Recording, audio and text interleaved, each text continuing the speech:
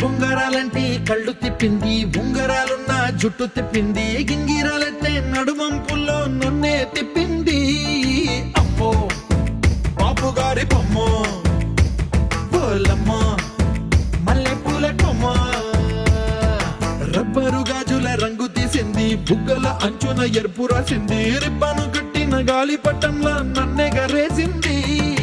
అమ్మో దాని చెప్పు కమ్మో, పోలమ్మో